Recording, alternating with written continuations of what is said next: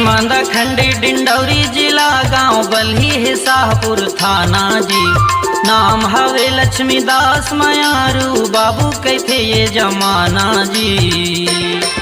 संगीत के बहिहा मया गाथो मया पीरित के गाना जी। संगीत के बहिहा मया गाथो मया पीरित के गाना जी। नर्मदा खंडी डिंडौरी जिला गांव बल्ही है शाहपुर थाना जी। नाम हवे लक्ष्मीदास मयारू बाबू कैथे ये जमाना जी। संगीत के बहिहा मया गाथो मया पीरित के गाना जी। संगीत के बहिहा मया गाथो मया पीरित के गाना जी।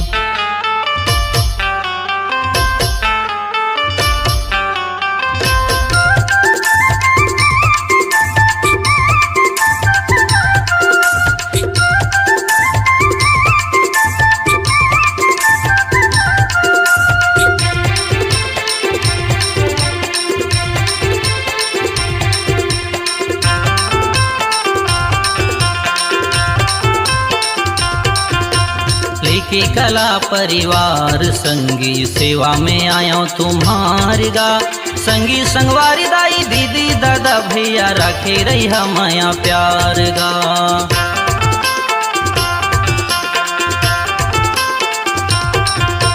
लेके कला परिवार संगी सेवा में आया तुम्हारी गा। संगी संगवारी दाई दीदी दादा भैया राखे रही माया प्यार गा। माया ले बढ़ के ये दुनिया माँ नहीं है कोनो खजाना जी। माया बाटिल बढ़ते नहीं सिरावे लुट जाते संगी खजाना जी। संगीत के बहिहा मया गाथो मया पीरित के गाना जी। संगीत के बहिहा मया गाथो मया पीरित के गाना जी।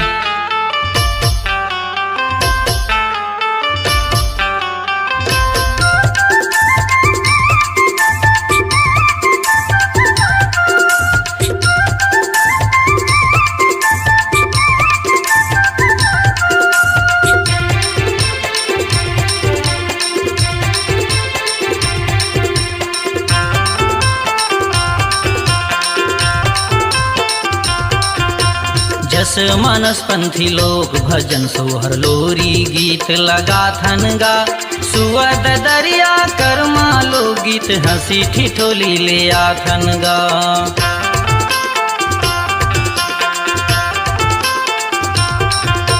जस मानस पंथी लोक भजन सोहर लोरी गीत लगा थन गा। सुअद दरिया कर्मा लो गीत हंसी ठिठोली ले आथन गा। जिंदगी माँ संयोग से संगी होते मिलना बिछड़ना जी। किस्मत से तो होते रे भैया पाना और गंवाना जी। संगीत के बहिहा मया गाथो मया पीरित के गाना जी। संगीत के बहिहा मया गाथो मया पीरित के गाना जी।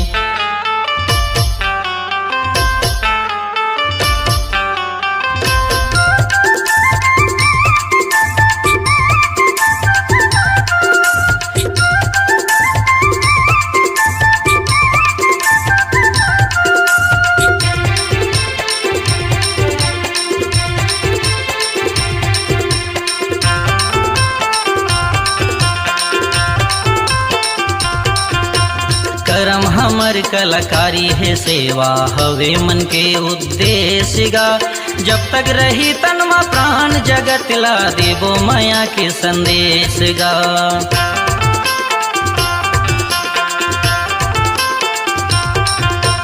करम हमर कलाकारी है सेवा हवे मन के उद्देश्य गा।